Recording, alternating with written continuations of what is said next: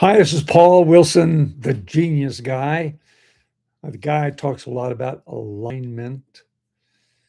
I hope you're having a good day. Today, we're going to be talking about something that is of difficulty with many of us.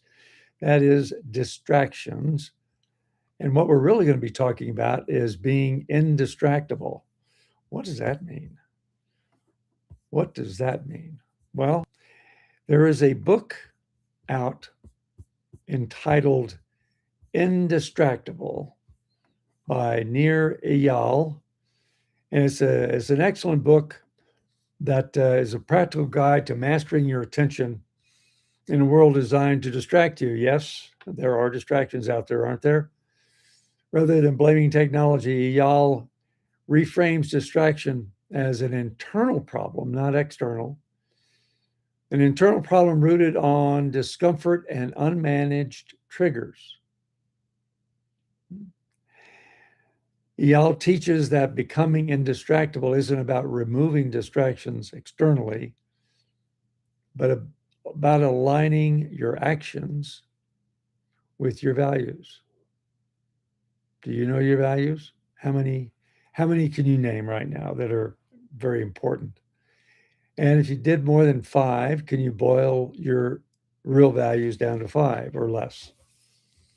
Through strategies like timeboxing, managing internal triggers, and setting boundaries, the book empowers you to take back control of your focus, your time, and ultimately your life.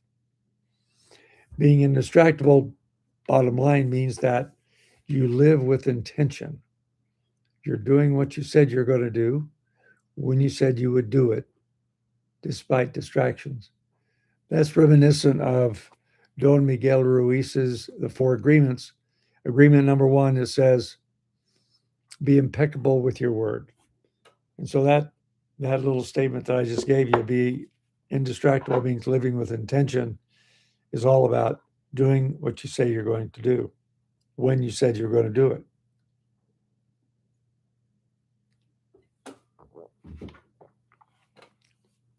We got 5 talking points today to talk with you about being indistractable. Number 1, distraction begins within. Distraction is not caused by technology. It begins with internal discomfort. A lot of stuff going on in the mind. You know, we talk about having balls in the air. Well, there's balls in your brain, in your mind, that you're trying to juggle. Boredom, anxiety, and stress drive us to seek escape, and even productive distractions can derail meaningful work. Man, have you gotten really good at doing something that isn't important? That's what we're talking about here. Mastering attention starts with understanding your emotional triggers. Just realize that. My daughter was talking today about an exercise she had in a program that she was in some time ago. Enjoy a circle, and the timer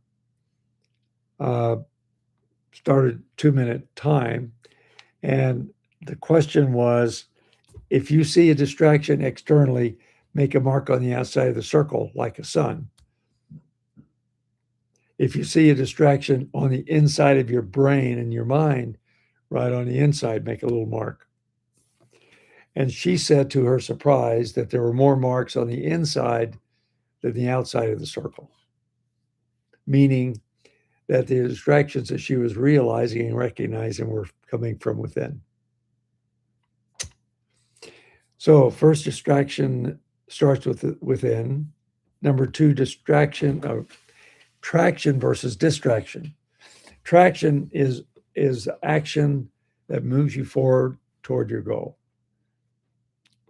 Forward toward your goal in a commitment sort of way.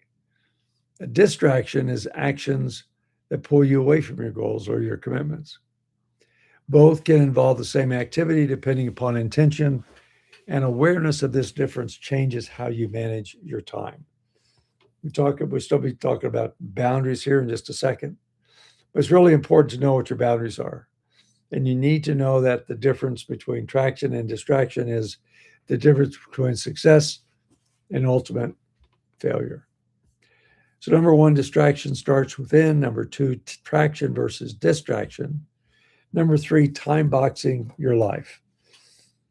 But time boxing your life. Plan your day in advance based on values. And again, it goes back to values. What are your values? What are your values? Do you have a list of values that you subscribe to? And schedule everything, even rest and leisure. My way of thinking, I've got a Franklin Covey planner, and if it doesn't get in there, it doesn't get done. So schedule everything.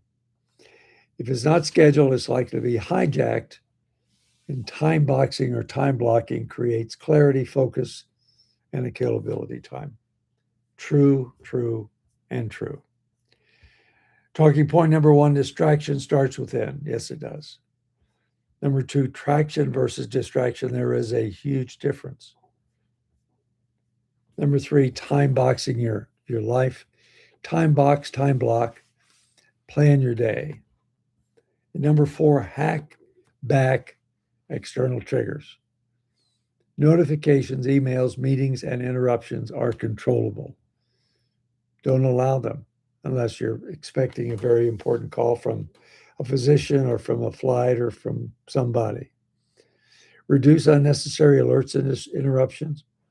Set boundaries with others about your time and design your environment to support your focus. Set boundaries. Set boundaries. And you can either do them mental or physical if necessary. So going back to number one, distraction starts within. Number two, traction versus distraction. Number three, time boxing or time blocking your life. Number four, hack back external triggers. Easily said than done, I realize. Number five, prevent distraction with identity. Your identity shapes your behavior. When you see yourself as indistractable, your actions follow. Avoid labeling yourself as easily distracted. That's one of my problems. I chase squirrels all day. And build integrity by keeping promises to yourself. Great idea. Where in your life right now are you allowing distractions to replace what truly matters? And what discomfort might be driving that? Stop it. Whatever you're doing, stop it.